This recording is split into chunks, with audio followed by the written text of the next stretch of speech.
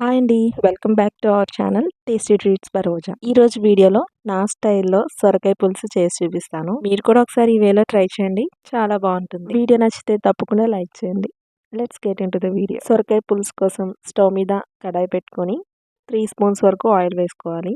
Oil heat అయ్యాక పావు tea spoon ఆవాలు, హాఫ్ టీ స్పూన్ జీరా, పావు టీ స్పూన్ మెంతులు వేసుకొని మంచి అరోమా వచ్చేంత వరకు ఫ్రై చేసుకోవాలి. ఇలా ఫ్రై చేసుకున్న దానిలో 2 మీడియం సైజ్ ఆనియన్స్ని ఇలా పొడుగ్గా కట్ చేసుకొని వేసుకోవాలి. స్పైసీకి తగ్గట్టు పచ్చిమిర్చి కూడా వేసుకోండి. నేనైతే 3 వేసాను. ఉల్లిపాయ ముక్కలు కూడా లైట్గా కలర్ చేంజ్ అయ్యేంత వరకు ఫ్రై చేసుకోవాలి. పులుసులోకి ఉల్లిపాయ ముక్కలు ఇలా పొడుగ్గా కట్ చేసుకుంటేనే టేస్ట్ బాగుంటుంది. ఉల్లిపాయ ముక్కలు ఇలా ఫ్రై చేసుకున్నాక ఇందులోకి సొరకాయ ముక్కలు వేసుకోవాలి. పెద్ద సొరకాయ అయితే సగం వేసుకోండి, చిన్నదైతే మొత్తం వేసేయచ్చు. ఇక్కడ నేను తీసుకున్న సొరకాయ చాలా లేతగా ఉంది, గింజలు కూడా ముదరలేదు. మీరు తీసుకున్న సొరకాయలో గింజలు ముదిరితే ఆ పార్ట్ మొత్తం తీసేసేయండి. లోపల సీడ్స్ మరీ ముదిరిపోయిన పులుసు టేస్ట్ బాగోదు, క్రిస్పీగా తగులుతూ ఉంటాయి అన్నమాట. వీడియోలో చూపిస్తున్నట్టు ఇలా లేతగా ఉంటే సొరకాయ వేసేయచ్చు.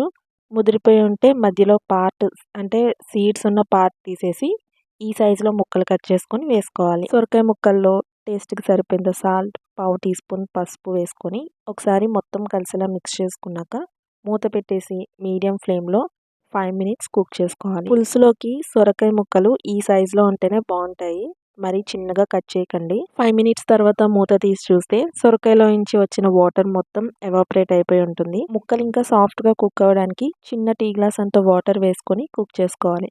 సొరకాయ 15 మినిట్స్ పడుతుంది కుక్ అవ్వడానికి. అది కూడా లేత సొరకాయ అయితేనే 15 మినిట్స్లో కుక్ అయిపోతుంది. కాస్త ముదిరిన సొరకాయ అయితే 20-25 మినిట్స్ టైం పడుతుంది. ఇలా వాటర్ వేసుకున్నాక మూత పెట్టేసి ఇంకో 10 మినిట్స్ మీడియం ఫ్లేమ్లో కుక్ చేసుకోవాలి. 5 మినిట్స్కి ఒకసారి మూత తీసి కలుపుకుంటూ ఉండండి. ముక్క కుక్ అయిందో లేదో చూసుకుంటూ ఉండాలి. కుక్ అవ్వనట్టు అనిపిస్తే ఇంకోసారి మూత పెట్టేసి ఇంకో 5 మినిట్స్ అలా కుక్ చేసుకోండి. ఇక నాకు 15 మినిట్స్ టైం పట్టింది సొరకాయ ముక్కలు సాఫ్ట్గా కుక్ అవ్వడానికి. ముక్క ఉడికిందో లేదో తెలియాలంటే స్పూన్తో కానీ ఫోర్క్తో కానీ ఇలా ప్రెస్ చేసి చూడండి. కుక్ అయితే ఈజీగా కట్ అవుతుంది, కుక్ అవ్వనట్టయితే హార్డ్గా అలానే ఉంటుంది. ముక్క చూసారా సాఫ్ట్గా కుక్ అయిపోయింది. ఇప్పుడు ఇందులోకి ఒక మీడియం సైజ్ టొమాటోని పేస్ట్ చేసి వేసుకోవాలి. ఇందులోనే స్పైసీకి తగ్గట్టు కారం వేసుకోవాలి. పులుసు కాబట్టి కాస్త ఎక్కువ కారమే పడుతుంది.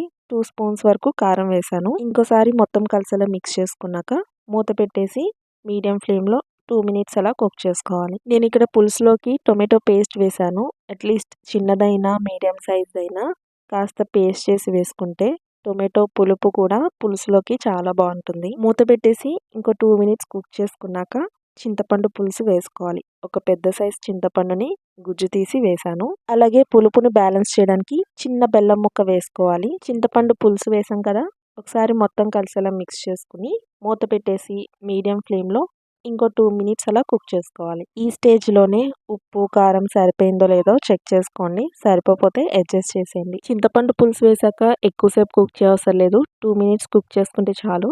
తర్వాత మూత తీసి చిన్నగా కట్ చేసి పెట్టుకున్న కొత్తిమీర వేసుకున్నాక స్టవ్ ఆఫ్ చేసేయాలి. ఏ పులుసు రెసిపీ అయినా చల్లారాకే బాగుంటుంది, వేడి మీద పులుసు అంత బాగోదు.